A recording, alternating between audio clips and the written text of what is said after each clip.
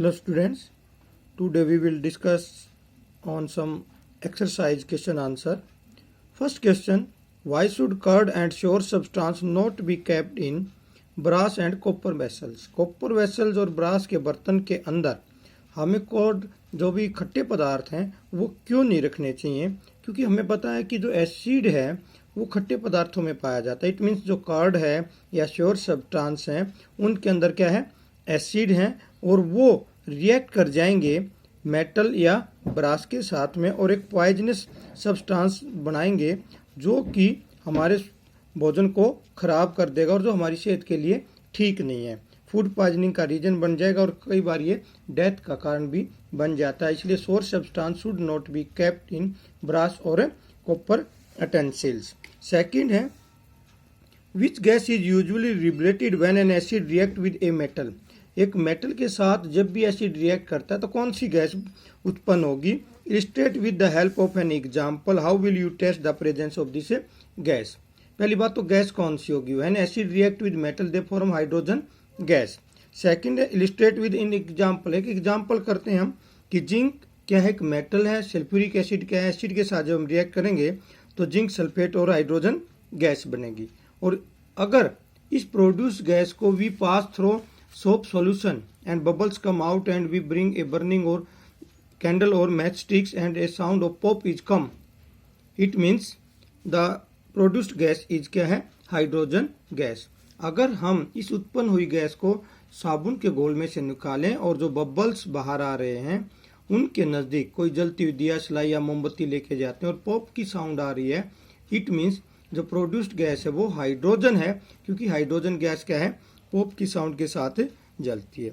अगला जो क्वेश्चन आता है कि मेटल कंपाउंड, मेटल का कोई compound A reacts with dilute hydrochloric acid. दूसरी चीज है डाइल्यूट हाइड्रोक्लोरिक एसिड। एक है मेटल कंपाउंड, चाहे मेटल हाइड्रोक्साइड है, चाहे मेटल कार्बोनेट है, मेटल हाइड्रोजन कार्बोनेट है, एक कंपाउंड। Second hydrochloric acid. आगे क्या है, एसिड टू प्रोड्यूस और फिर एक साउंड प्रोड्यूस करते हैं। जैसे आप किसी कोल्ड ड्रिंक के अंदर कोई साल्ट डालते हो तो एकदम उसमें ऊपर की तरफ झगूड़ आते हैं और एक की आवाज आती है, वो जो चीज है। Furnace, the gas evolve extinguish a burning candle. और जो गैस बनेगी वो क्या करेगी, जलती हुई मोमबत्ती को बुझा रही है। और ये काम होता है CO2 का। यानी कि हमें दो चीज़ों का तो क्लियर पता चल गया कि एक तो हाइड्रोक्लोरिक एसिड हमें लेना है, सेकंड थिंग क्या है, हमें CO2 विल बी प्रोड्यूस, एक मेटल कार्बोनेट्स बनेगा।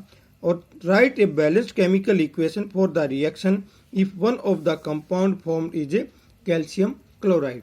अब एक जो साल्ट बन रहा है वो क्या बन रहा है, कैल्शियम क्लोराइड। यानी कि जब acid react with metal compound it will form CO2 and salt, and CO2 और साल्ट जब बने तो हमारे पास इक्वेशन आती है कि व्हेन मेटल हाइड्रोजन कार्बोनेट और metal carbonate react with acid they form salt CO2 and H2O। तो यहाँ पे जो मेटल कंपाउंड है वो तो मेटल कार्बोनेट है और हाइड्रोक्लोरिक एसिड के साथ रिएक्ट हो रहा है, और हाइड्रोक्लोरिक एसिड के साथ रिएक्ट होने के कारण से वो क्या बना रहा है, कैल्शियम क्लोराइड आपका जो साल्ट बन रहा है। तो हम क्या बने, मेटल कार्बोनेट को क्या कर लें यहाँ पे, calcium carbonate. Calcium carbonate react with calcium carbonate react with hydrochloric acid to form, अब क्या आ जाएगा यहाँ पे, CaCl2 plus CO2 plus H2O। ये हमारी इक्वेशन है। जो गैस बन रही है वो CO2, जो साल्ट आ रहा है वो CaCl2, तो जो मेटल कंपाउंड था वो क्या था हमारा, कैल्शियम कार्बोनेट। अब अगला क्वेश्चन है, why do HCl, HNO3 etc. show acidic character in aqueous solution while solution of compounds like alcohol and glucose do not show acidic character? हमने पहले भी डिस्कस किया है, जो भी आपके पास चाहे HCl है, चाहे HNO3 है, चाहे एल्कोहल है, चाहे ग्लूकोज है, यदि उनके जब हम डिजोल्व करते हैं, सॉल्यूशन बनाते हैं, यदि हाइड्रोजन आयंस बन रहे हैं तो वो एसिडिक बिहेवियर शो करेंगे। परंतु यदि उनमें हाइड्रोजन आयंस नहीं बन रहे हैं तो वहाँ पे एसिडिक बिहेवियर शो नहीं करेंगे। यही रीजन है जब HCl और HNO3 को हम सॉल्यूशन में कन्वर्ट करते हैं तो इनमें हाइड्रोजन आयंस बन रहे हैं। हाइड्रोजन आयंस बनेंगे तो ये एसिडिक बिहेवियर शो करेंगे। But in case of alcohol and glucose there is no formation of hydrogen ions, so they will not show acidic behaviour. Why does an aqueous solution of an acid conduct electricity? Same thing. Acid conduct electricity. कोई भी ऐसा substance जो aqueous में आने के बाद में ions बनाएगा वो इलेक्ट्रिसिटी को कंडक्ट करेगा, और जितने भी एसिड हैं वो एक्वस सॉल्यूशन में आने के बाद में हाइड्रोजन आयंस बनाते हैं। जैसे HCl में देखेंगे H पॉजिटिव और Cl नेगेटिव आयंस बनते हैं। तो अगर इनमें आयंस बन रहे हैं और due to the formation of ions they can conduct electricity, because due to electricity के कंडक्ट होने के लिए आयंस का बनना कंपलसरी है, और यही एक कारण है कि वो कंडक्ट कर रहे हैं इलेक्ट्रिसिटी को, क्योंकि यहाँ पे आयंस बन रहे हैं। इसके अपोजिट अगर हम देखें यहाँ पे अगले क्वेश्चन में, why does dry HCl gas not change the colour of dry litmus paper. Dry paper है, ड्राई गैस है, कोई फॉर्मेशन है नहीं किसी चीज का आयंस का, और जब तक आयंस का फॉर्मेशन नहीं होगा एसिडिक बिहेवियर शो करेंगे नहीं, और यही एक रीजन है कि dry HCl do not show acidic behaviour.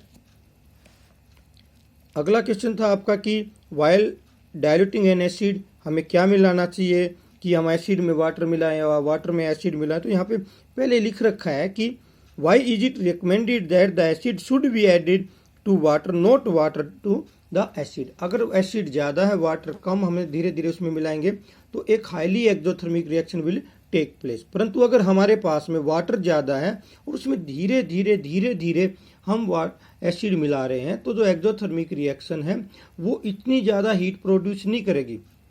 थोड़ा सा आपका बीकर जो है वो थोड़ा सा वार्म हो जाएगा, बस इतना ही है। वार्म होने के बाद में नुकसान नहीं है। परंतु अगर आपने एकदम एसिड में वाटर डाला तो तुरंत वो ऊपर उठ के आएगा, स्टीम के रूप में हमारे स्किन पे गिर सकता है, कपड़ों पे गिर सकता है, हमें जला सकता है। इसीलिए यही कहा जाता है कि हमेशा ही एसिड को वाटर के अंदर मिलाना चाहिए जब हमने उसको डाइल्यूट करना है। क्लियर।